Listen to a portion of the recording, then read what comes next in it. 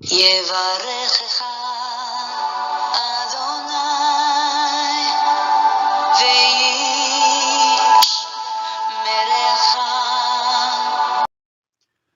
예바레크카 아도나이 베이시메레카.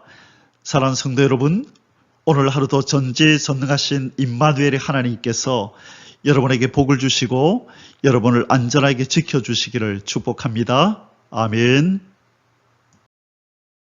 할렐루야. 오늘도 생명의 호흡을 우리 코에 불어넣어 주셔서 오늘 하루를 살게 하시는 창조의 하나님, 우리의 생명의 근원이신 여호와 하나님을 성축합니다. 우리의 구원자이신 예수 그리스도 그 존귀하신 이름, 생명의 이름을 찬양하며 영광 돌립니다. 우리 안에서 오늘도 열심으로 일하시며 더 아름다운 주님의 형상으로 우리 하나님의 신의 성품에 참여하도록 우리를 다듬어 주실 성령 하나님의 그 놀라운 손길을 찬양합니다. 1189 성경 장별 강의 295번째 시간입니다. 오늘은 열왕기상 4장 말씀을 함께 공부하도록 하겠습니다.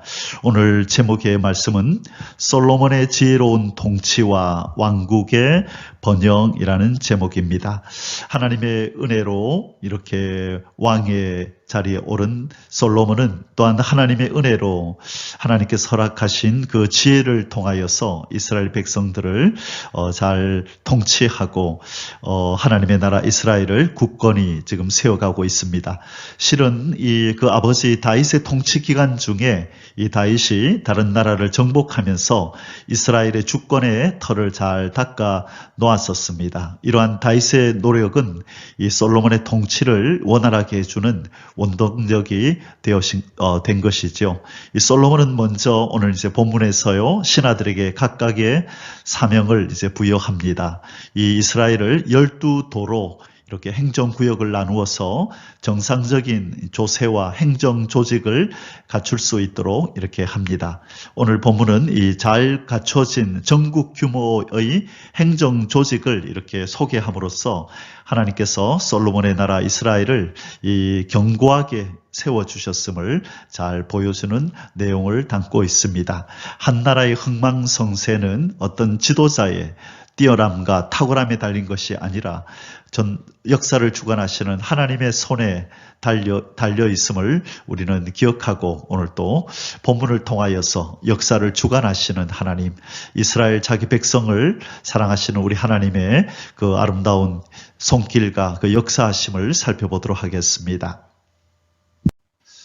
자, 오늘 본문 들어가기 전에 우리 열왕기상의 전체 개요 중에서 지금 우리가 어디까지 와 있는지 잠시 살펴봅니다. 1장과 2장에서 솔로몬이 왕위를 계승하는 장면을 우리가 공부했고요. 어저께 3장에서 솔로몬의 이 정략 결혼, 이 애굽의 이 바로왕의 딸과 정략 결혼을 하는 장면을 우리가 보았고요. 그 다음에 기브온에서 1000번제를 드리고 꿈에 나타난 하나님으로부터 지혜를 받고 부귀영화도 그렇게 하나님께로부터 받았던 솔로몬에 대해서 살펴봤고요. 그 다음에 우리가 살펴본 것이 무엇이었죠? 그렇죠. 두 창기의 친자 소송 문제를 하나님이 주시는 이 창조적인 아이디어로 이 모성애를 통하여 이렇게 친모가 누구인지를 이렇게 알아내는 방법으로 아주 백성들에게 잊지 못할 그런 어떤 명판결을 내렸던 것 우리는 공부했습니다. 자, 지금 어제부터 3장부터 이 8장까지요. 계속해서 솔로몬의 업적을 지금 이 성경은 다루고 있습니다. 이제 오늘 4장에 들어가서요. 오늘 4장에는 지혜로운 솔로몬의 통치와 이 이스라엘 나라가 어떻게 번영해 가는지, 이 하나님이 주신 지혜를 통하여 어떻게 이스라엘을 통치하면서 그 왕국의 번영을 가져오는지를 오늘도 4장 말씀을 통하여 우리가 함께 배우겠습니다. 자, 열왕기상 4장의 주제 구절은 21절입니다. 솔로몬이 그 강에서부터 블레셋 사람의 땅에 이르기까지와 애굽 지경에 미치기까지의 모든 나라를 다스림으로 솔로몬이 사는 동안에 그 나라들이 조공을 바쳐 섬겼더라. 아멘. 자, 오늘 우리가 주제 성구로 지금 읽었던 21절에서는요, 이 솔로몬의 이 통치가 또 솔로몬이 다스렸던 그 나라가 그 지경이 넓었음을 보여주는, 그래서 이스라엘 나라의 번영을 이렇게 엿볼 수 있는 내용입니다. 자, 먼저 솔로몬이 그 강에서부터 할 때 이 강은요, 다른 강이 아니라 바로 유프라테스 강, 바로 이 유프라테스 강입니다. 그래서 이스라엘의 북쪽에 있었던 이 유프라테스 강에서부터 이 블레셋 사람의 땅, 이것은 바로 블레셋은 여기 있죠. 그래서 이 지중해 연안 여기를 지금 얘기를 하는 거고요. 그 다음에 애굽 지경에 미치기까지 모든 나라를 다스림으로, 이 애굽 지경이라는 말은 이집트, 이 애굽을 이렇게 마주보고 있는 이 국경 지역, 여기까지, 여기까지가 다 이 솔로몬의 통치가 미쳤던 곳이다. 그렇게 지금 표현하고 있습니다. 이것은 어떤 이스라엘의 그냥 어떤 지리적인 경계라기보다는, 국경이라기보다는 오늘 이 표현은 이스라엘의 힘이 미치는 통치 영역이다. 이스라엘의 힘이 미치는 통치 영역이다. 그렇게 우리가 이해할 수 있겠습니다. 자, 이제 많은 오늘 지금 얘기하는 이 지역의 많은 국가들이 솔로몬에게 세금을 바쳤지만, 그러나 그 주권과 영토는 그들이 그대로 가지고 유지하고 있었습니다. 자, 그런데 지금 오늘 읽었던 21절의 말씀은요, 어떤 말씀의 성취냐면, 창세기 15장 18절에서 하나님께서 아브라함에게 말씀하신, 뭐라고 그러셨냐면, 내가 이 땅을 애굽 강에서부터 그 큰 강 유브라데까지 네 자손에게 주노니. 자, 애굽 강이라는 표현을 썼죠. 애굽 강에서부터. 그래서 애굽을 이렇게 마주하고 있는 이 지역부터 큰 강 유브라데까지, 여기까지를 하나님께서 이스라엘 백성에게 주셨다라고 창세기 15장 18절에서 하나님이 아브라함에게 말씀하셨거든요. 바로 그 말씀이 그대로 성취되었음을 오늘 이 본문이 우리에게 말씀해 줍니다. 자, 그러나 이제 실질적으로 이스라엘의 땅은 어디서부터 어디까지냐면요, 이제 뒤에 가면 나오겠지만 단에서부터 부엘세바까지다. 이제 그런 표현을 써요. 그 이스라엘, 여기 지금 단이 있지만 나중에 이주해서 저 위로 올라가잖아요. 그래서 단에서부터 부엘세바까지가 진정한 이스라엘 백성들의 영토였다라고 뒤에 가면 이제 그 내용이 나옵니다. 자, 이처럼 이 솔로몬이 다스리는 이 영토가 넓었고, 주변의 나라들은 이 이스라엘에 조공을 바치는, 그래서 그 어떤 세력도 이스라엘을 침공하거나 위해를 가하는 그런 위험이 없는 그런 평화로운 나라였음을 지금 이 말씀을 통하여 보여주고 있습니다. 우리 하나님의 예언이, 아브라함에게 하신 예언이 그대로 성취되었음을 보여주는 구절입니다. 언약을 지키시는 여호와 하나님을 송축하며 찬양합니다. 할렐루야. 자, 열왕기상 사상의 소주제들을 잠시 소개합니다. 첫 번째 소주제는 1절에서 19절까지입니다. 솔로몬의 내각 강요들과 12지방 행정구역 및 그 관장들, 자, 12지역으로 행정구역을 나눴고요.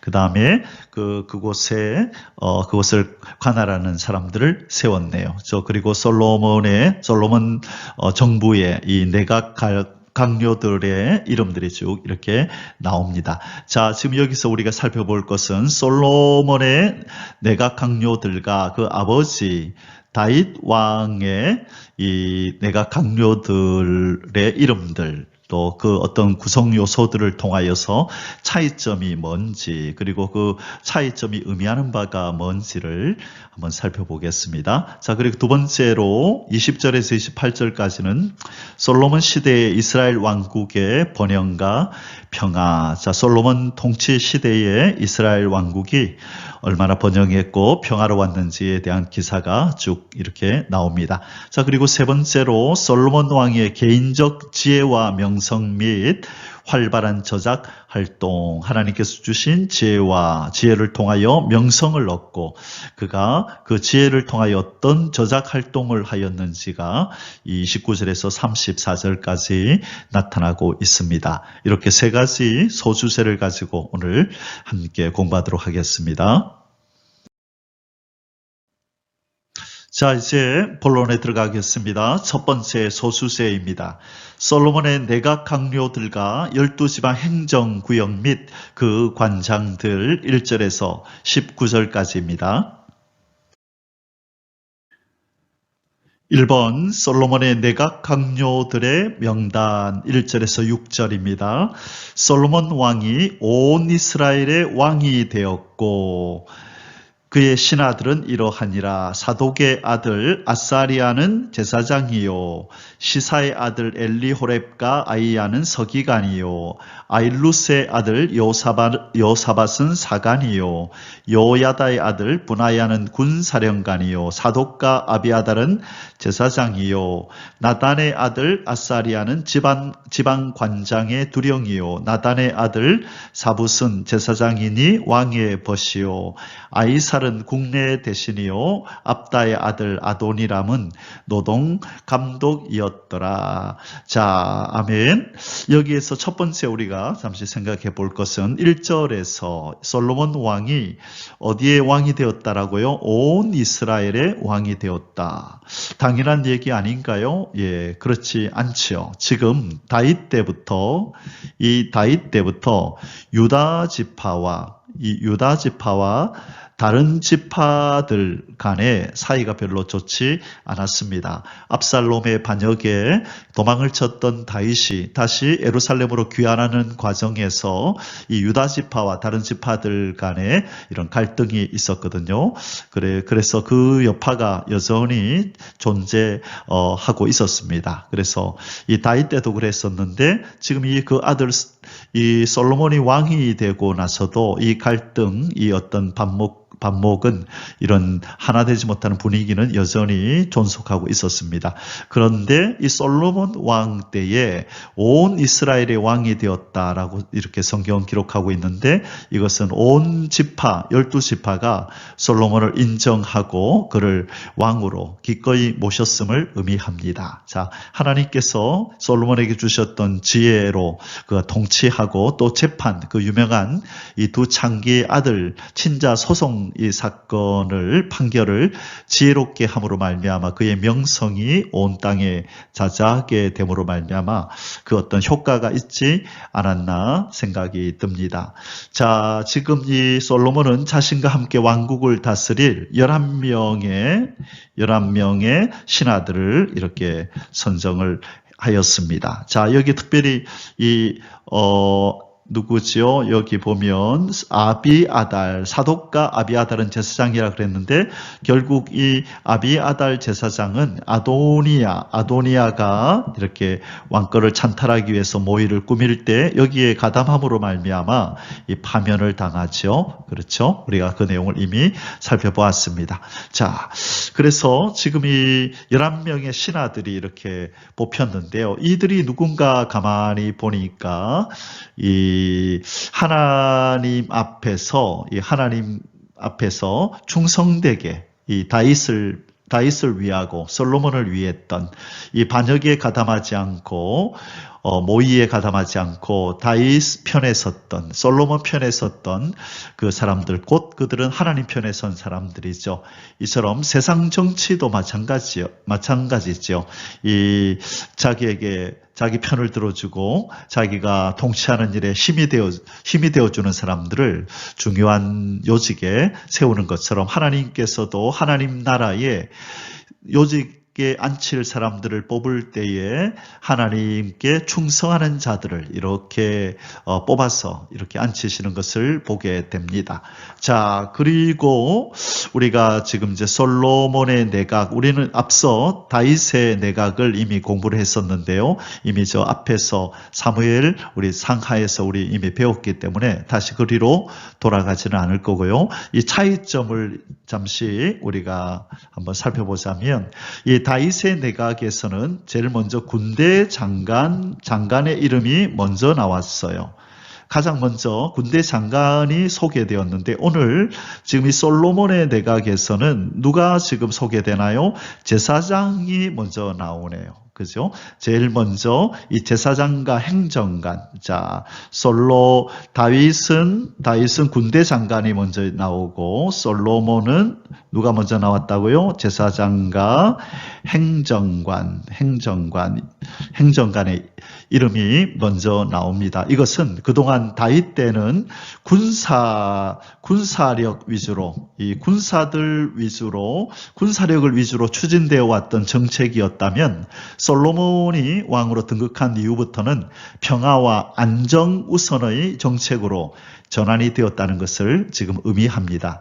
이런 측면에서 솔로몬 왕국은 평화와 번영으로 예표되는 예수 그리스도로 말미암아 완성될 영원한 메시아 왕국, 곧 천년 왕국을 상징하는 나라다, 그렇게 말씀할 수 있습니다. 바로 솔로몬의 왕국은 평화와 안정된 나라다. 자, 결국은 이 솔로몬의 왕국은 누구의 나라의 예표라고요? 예수 그리스도가 장차 오셔서 이 땅에 세우실 그리스도 통치 세계, 이 천년 왕국의 세계를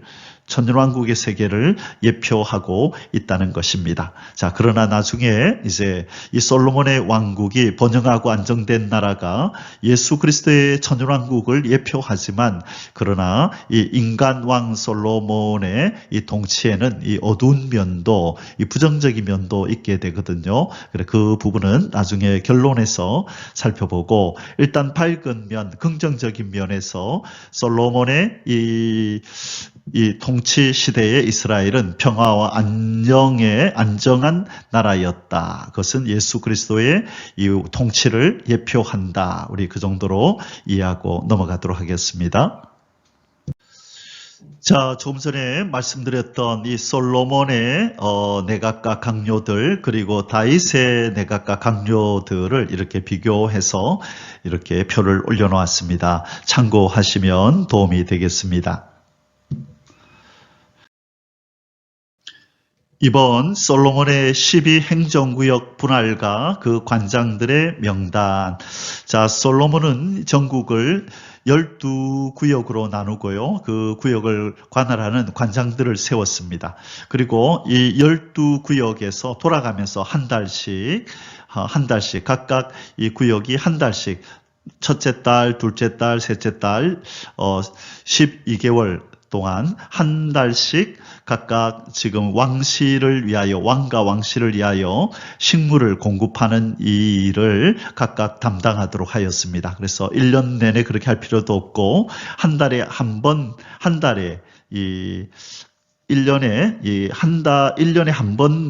각 이 구역에서 이 왕과 왕실을 위해서 필요한 식물, 그리고 또 동물들, 이 병마를 위해서 이렇게 식물을 제공하는 일을 담당했습니다. 자, 7절부터 19절까지 바로 그 명단들이 쭉 나오는데요. 같이 한번 읽어보겠습니다. 7절입니다. 솔로몬이 또 온 이스라엘에 12지방 관장을 두매 그 사람들이 왕과 왕실을 위하여 양식을 공급하되 각기 1년에 한 달씩 양식을 공급하였으니, 자, 각 구역마다 한 달씩. 자, 그러면 12구역이니까 1년이 되겠죠. 그래서 한 달은 이 구역이 담당, 다음 달은 이 구역이 담당, 그렇게 했다는 것입니다. 자, 그들의 이름은 이러하니라. 에브라임 산지에는 벤후리요, 마가스와 살빔과 베세메스와 엘론 벳하난에는 벤데겔이요, 아룹보세는 벤헤셋이니 소고와 헤벨 온 땅을 그가 주관하였으며, 나밧 우락돌 높은 땅 온 지방에는 벤 아비나답이니 그가 솔로몬의 딸 다밧을 아내로 삼았으며 다낙과 무깃도와 이스라엘 아래 사르단가에 있는 베스안 온 땅은 아힐롯의 아들 바나가 맡았으니 베스 안에서부터 아벨무홀라에 이르고 용루암 바깥까지 미쳤으며 13절 길랏 라보세는 벤게벨이니 그는 길랏에 있는 므낫세의 아들 야일의 모든 마을을 주관하였고 또 바산 아르곱 땅의 성벽과 놋빛장 있는 60개의 큰 성읍을 주관하였으며 마하나임에는 이또의 아들 아이나답이요 납달리에는 아이마스이니 그는 솔로몬의 딸 바스맛을 아내로 삼았으며 아셀과 아로세는 후세 아들 바하나요 이사갈에는 바루아의 아들 요사밧이요 베냐민에는 엘라의 아들 시므이요 아모리 사람의 왕 시온과 바산 왕 옥의 나라 길랏 땅에는 우리의 아들 게벨이니 그 땅에서는 그 한 사람만 지방 관장이 되었더라. 자, 여기에 보면요, 이 솔로몬의 사위가 2명이나 들어가 있습니다. 솔로몬의 사위도 2명이나 포함이 되어 있습니다. 자, 그렇다면 지금 이때에 솔로몬의 나이가 그렇게 적지 않았다는 것을 알게 된다. 그죠? 사위가 있다는 말은 그 결혼한 딸이 있다는 이야기잖아요. 자, 그래서 하기야 이제 이 솔로몬의 통치가 40년이니까 그렇죠. 그 사이에 솔로몬도 나이가 많이 들고 또 사이도 보았겠지요. 자, 이렇게 솔로몬은 지혜롭게 12행정구역으로 나누고 각 행정구역에서 한 달씩 그 왕과 왕실을 위하여 먹을 것을 공급하도록 그렇게 임무를 맡겼습니다. 자, 이제 두 번째 소주제를 공부합니다. 솔로몬 시대의 이스라엘 왕국의 번영과 평화 20절에서 28절까지 말씀입니다. 1번 이스라엘 왕국의 인구 증가와 풍요. 자, 인구가 증가하고 풍요했음을 4장 20절에서 기록하고 있습니다. 유다와 이스라엘 인구가 바닷가에 모래같이 많게 되매 먹고 마시며 즐거워하였으며 아멘. 자, 여기 보니까 모래같이 많게 되다 이 표현을 어디서 우리가 많이 듣지 않았나요?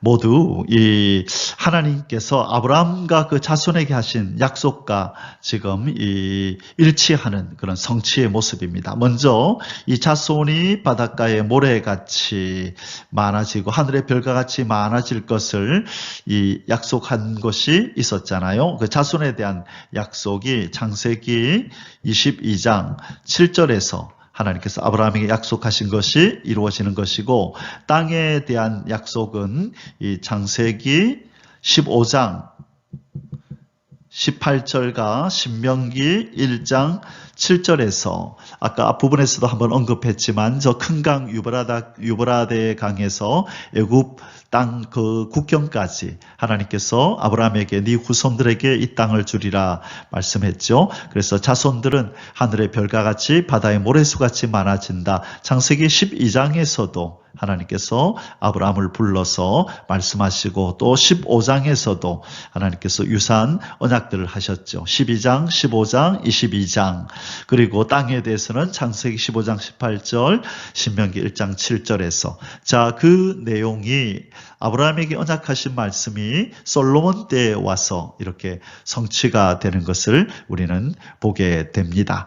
자, 결국 이 솔로몬의 왕국은 앞서도 말씀드렸지만 예수 그리스도의 바로 그 왕국을 예표한다 그랬습니다. 나중에 예수님은 어디까지 그 땅을 차지하시나요? 온 지구 땅을 다 차지하시죠. 온 지구 땅이 처음에 하나님이 창조하신 바로 이스라엘이었던 것이죠. 하나님의 나라. 그래서 아담 첫 번째 백성이었던 아담과 하와에게 생육하고 번성하여 이 땅에 충만하라 그렇게 말씀했죠. 그래서 하나님의 뜻은 하나님의 백성인 아담과 하와의 후손들이 온 지구 땅을 이스라엘 삼아 이 땅에 퍼져서 하나님의 영광을 나타내며 살기를 원하신 것입니다. 바로 하나님은 이 배반하고 떠난 이스라엘 이 인생들 가운데 이스라엘이라고 하는 나라를 만든 다음에 동서남북으로 퍼져나가며 다시 하나님을 떠난 백성들을 돌아오게 하여 하나님 백성 삼으라는 사명을 바로 이스라엘에게 주신 것입니다. 그것이 창세기 24장, 26장, 28장에서 아브라함과 이삭과 야곱에게 명령하신 내용이 나오고, 특별히 28장에서는 야곱에게 네 후손이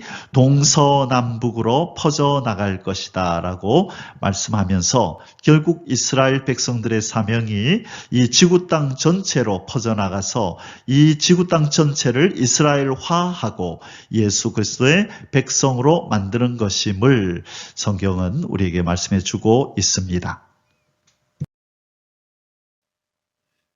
이번 솔몬 왕의 통치 영역, 자, 4장 21절입니다. 우리 앞서 주제 선구에서 우리가 다뤘던 내용이죠. 솔로몬이 그 강에서부터 블레셋 사람의 땅에 이르기까지와 애굽 지경에 미치기까지의 모든 나라를 다스림으로 솔로몬이 사는 동안에 그 나라들이 조공을 바쳐 섬겼더라. 자, 그 강은 바로 유프라테스 강을 의미하고, 블레셋 사람의 땅은 여기가 블레셋 땅이니까요, 이 지중해 연안 이 지역을 의미하는 것이고, 애굽 지경이라는 말은 여기 이집트, 여기가 바로 애굽이죠. 애굽의 이 경계선 국경이 있는 이 지역까지 이 다윗의 나라의 통치가 미쳤다는 것, 이것을 말씀합니다. 이것은 어떤 애언의 성취라고요? 하나님께서 이 아브라함에게 하신 창세기 15장 18절과 신명기 1장 7절의 말씀이 성취되는 말씀이다라고 이미 설명을 드렸습니다. 3번 솔로몬 왕의 하루 식물의 양, 22절에서 23절입니다.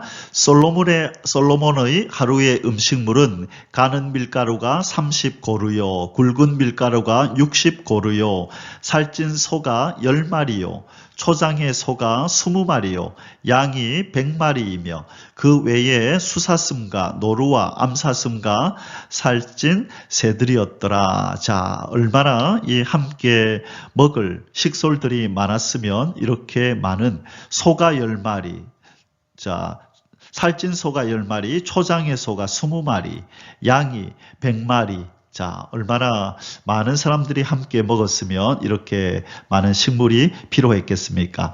이만큼 이 신하들과 관리자들이 늘어났다는 의미이죠. 영토가 넓어지고 따라서 할 일과 일할 사람이 많이 필요했음을 보여주는 것입니다. 자, 그리고 또 이후에 어떤 일이 있는지 한번 보도록 하겠습니다. 4번 솔로몬 왕 시대의 평화, 24절에서 25절, 얼마나 솔로몬 왕 통치 시대에 이스라엘이 평화로웠는지를 이렇게 묘사하고 있습니다. 솔로몬이 그 강 건너편을 딥사에서부터 가사까지 모두, 자, 그 강이라고 하는 것은 유프라테스 강이라고 그랬죠.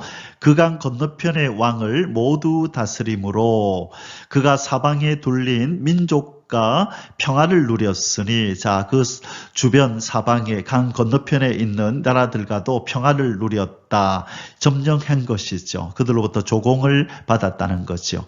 자, 솔로몬이 사는 동안에 유다와 이스라엘이 다네에서부터 부엘세바에 이르기까지 각기 포도나무 아래와 무화과나무 아래에서 평안히 살았더라. 자, 다네에서부터 부엘세바까지 평화가 깃들었다, 그렇게 말하고 있습니다. 여기에서 이 포도나무와 무화과나무 아래에서 편안히 살았다고 하는 것은 바로 풍요와 번영과 평화가 있었다는 것입니다. 풍요와 번영과 평화의 상징이 바로 무화과 포도나무와 무화과나무 아래에서 편안히 살았다 하는 이 표현입니다. 자, 이처럼 이 솔로몬 때에 하나님께서 이 솔로몬 나라에 평화를 주시고 이스라엘 백성들 가운데도 참 안식을 주셨음을 그렇게 말씀하고 있습니다. 바로 이 솔로몬 왕이 누구의 예표라고요? 평화의 왕, 샬롬 왕, 예수 그리스도의 이런 면에서 예표가 되는 것입니다. 5번 솔로몬 왕 시대의 군사력의 상징인 기마 전차대의 수와 관리법 26절에서 28절입니다. 솔로몬의 병거의 말 외양간이 4만이요 마병이 12,000명이며 그 지방 관장들은 각각 자기가 맡은 달에 솔로몬 왕과 왕의 상에 참여하는 모든 자를 위하여 먹을 것을 공급하여 부족함이 없게 하였으며 또 그들이 각기 직무를 따라 말과 준마에게 먹일 보리와 꼴을 그 말들이 있는 곳으로 가져왔더라. 아까 12개 구역으로 행정구역으로 나눴다 그랬죠. 그래서 한 달씩 이 당번을 정해서 이 왕과 왕실을 위하여 그리고 이 동물들을 위하여 이 말들을 위하여 먹을 것도 함께 공급하는 사명을 맡았다. 그래서 지금 이 솔로몬이 통치하던 이스라엘은 이 군사력도 막강하였다라는 것을 지금 우리에게 보여주고 있습니다. 자, 이제 세 번째 소주제를 공부합니다. 솔로몬 왕의 개인적 지혜와 명성 및 활발한 저작 활동. 자, 이 하나님이 솔로몬에게 주신 이 지혜로 말미암아 그런 명성을 얻고 많은 이 저작 활동을 하였습니다. 많은 시도 짓고 또 공부도 하고 또 이렇게 우리에게 알려진 이 전도서도 그가 지었고요. 그리고 이 잠언 중에 많은 부분을 또 솔로몬이 지은 부분이 있죠. 자, 그래서 이 내용들을 한번 살펴보겠습니다. 자, 29절에서 34절까지입니다.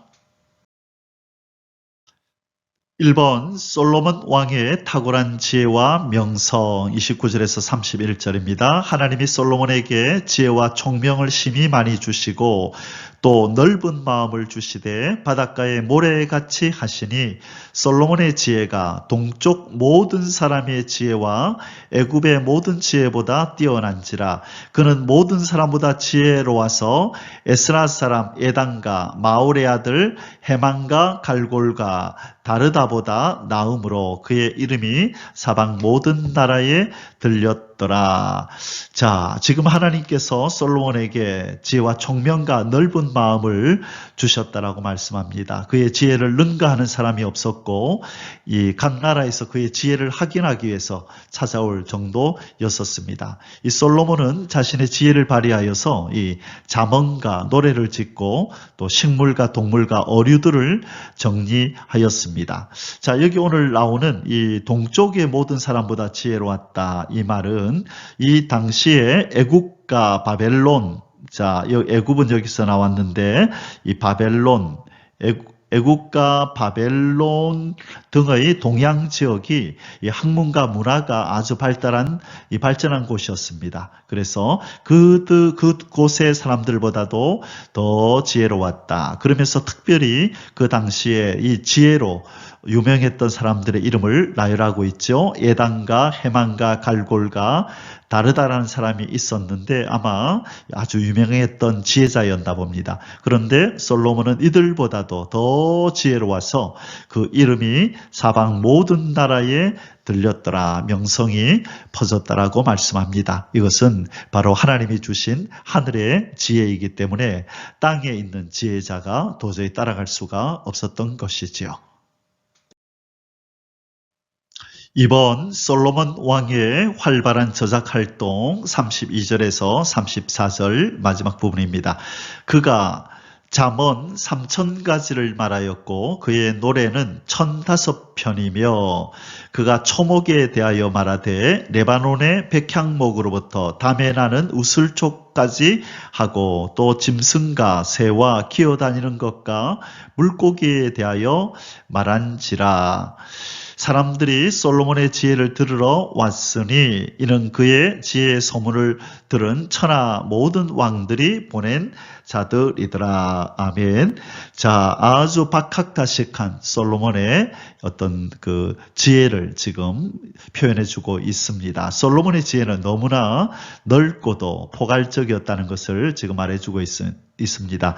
그는 인문과학 그리고 자연과학에 능통할 뿐만 아니라 이 초목에서부터 미물에 지나지 않는 이 생물에 이르기까지 아주 넓은 학문을 그렇게 탐구한 것으로 보입니다. 문학, 과학 그리고 예술에까지도 아주 능통했습니다.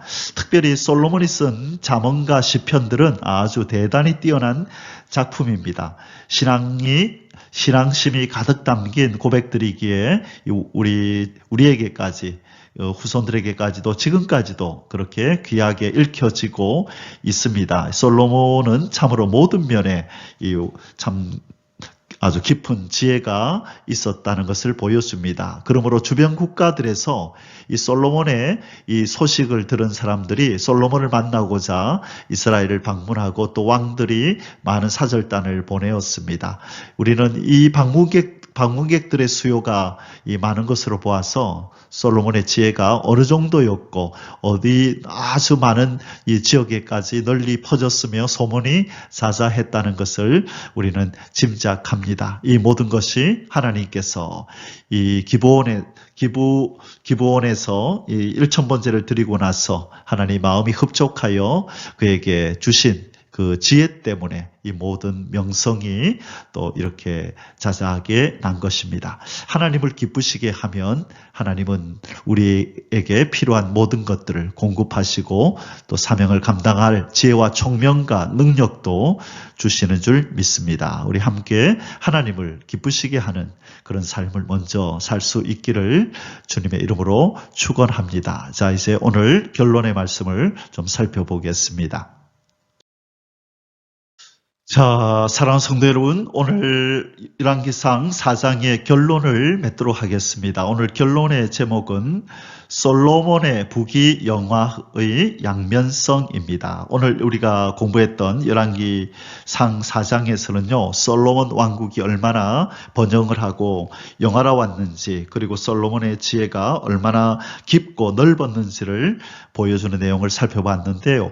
오늘 이 시간에 결론적으로 우리가 살펴볼 것은 나중에 이 부분이 나올 때 더 자세히 살펴보겠지만 오늘 잠시 결론에서 좀 다루고 싶은 것은 솔로몬이 누렸던 이 부귀영화 또 평화 이 번영 이 이면에는 부정적인 면이 있다는 거예요. 우리가 미리 여기에서 좀 언급을 하고 지나가야 나중에 이 부분을 다룰 때에 좀 더 깊이 이 내용을 이해할 수 있게 됩니다. 그것이 뭐냐면 잘못된 평화 유지책 결혼 동맹이 불러온 솔로몬 왕국의 말로 나중에 솔로몬이 결국은 이 이방 여인들이 섬겼던 우상을 섬기는 우상 숭배에 빠지고 이유는 그가 결혼했던 이방 여자들에게 그 마음이 빼앗겼기 때문에 그 여인들이 원하는 대로 그 여인들이 섬기는 신에게 절하며 하나님의 마음을 노엽게 한 것이죠. 자, 그런데 지금 오늘 우리가 공부했던 열왕기상 4장에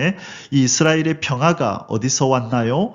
바로 이 결혼 동맹으로 인해서 주변 나라들과 평화를 유지할 수 있었다는 것이죠. 그래서 제일 먼저 애굽의 그 공주와 결혼을 하잖아요. 그래서 애굽과 친하게 지내고 또 주변의 많은 나라들에서 정략 결혼을 그 주변 나라들과 정략 결혼을 한 것입니다. 그래서 그 나라들의 공주들과 결혼을 함으로 그 나라들과 평화를 유지할 수 있었던 것이죠. 그러나 지킬 선을 지켰어야 하는데 그 이방의 여인이 결혼을 하면서 가지고 온 이 우상들을 척결하지 않고 이 우상을 이 궁궐에다가 이스라엘 땅에다가 이 우상을 세우게 허락하고 거기에 자기도 나중에 이 숭배하는 이 우상 숭배에 빠지는 이 큰 죄악을 범함으로 말미암아 솔로몬 왕국이 이 통일 왕국이 둘로 갈라지는 그런 비극을 맞이하게 된 것입니다. 오늘 우리가 읽었던 열왕기상 4장의 몇 구절에서 그가 이 이스라엘이 어떤 평화를 누렸는지 우리가 한번 읽었던 부분이지만 잠시 한번 훑고 지나가고 이제 마치기를 원합니다. 1절에서 솔로몬 왕이 온 이스라엘의 왕이 되었다. 통일 왕국의 왕이어서 이 국민들에게 아주 인정받는 왕이었음을 얘기하죠. 20절에서 23절까지에 보면 이 수많은 백성의 수와 평화로운 삶이 있었다라고 얘기하고 넓은 국토와 주변 국가 전쟁의 위험이 없는 평화를 누렸다. 주변에서 오히려 조공을 바쳤다라고 얘기를 하죠. 그래서 지금 주변의 나라들과 이 결혼 동맹을 통하여 평화를 유지하고 있었던 것입니다. 자, 그리고 23절에도 평화로운 일상 하루에 그의 그 음식의 양이 어마어마했다는 것을 통하여 얼마나 평화롭고 번영의 삶을 살았는지를 보여줍니다. 자, 그리고 24절에 보면 전쟁의 위험이 없는 평화를 누렸고 25절에서는 또 평화로운 삶, 그 다음 26절에서 강력한 국방력이 있었다 이렇게 이야기를 합니다. 자, 이 솔로몬 왕이 부귀영화를 누리고 주변 국가 평화를 유지할 수 있었던 비결은 바로 하나님이 주신 지혜 때문이기도 하지만 그러나 그가 선을 넘어서 해서는 안 되는 이 결혼 동맹까지는 좋아요. 그렇다면 정확하게 선을 그어서 나와 결혼하기 위해서 우리나라로 이제 들어오면 우리가 섬기는 여호와 하나님만을 섬겨야 한다라고 했어야 하는데 그렇게 하지 않았다는 것이죠. 그래서 결국 그것이 솔로몬 왕국의 이 비참한 최후를 맞이하는 원인을 제공하는 일이 벌어진 것입니다. 우리가 이 평화도 중요하고 번영도 중요하지만 하나님께서 말씀하시는 그 하나님의 법에 선을 넘어서는 안 된다는 것을 우리는 꼭 기억해야 합니다. 나중에 이 부분이 나올 때 자세히 또 다시 한번 다루도록 하겠습니다. 하나님의 법을 지키되 또 번영과 안녕을 생각하되 하나님의 법 안에서 반드시 하나님의 법을 지키면서 해야 한다. 혹시 우리가 조금 좀 어려움이 있더라도 하나님의 법을 지키는 일에 실패해서는 안 된다라는 것이 오늘의 결론입니다. 사랑하는 성도 여러분, 오늘 하루 하나님께서 주시는 참된 평안을 누리며 지내시되 하나님의 법 안에서 진리 안에서 정로를 걸으며 누리는 번영과 안녕과 그 참된 기쁨이 저와 여러분 삶 속에 충만하기를 바랍니다. 아멘. 할렐루야. יברכך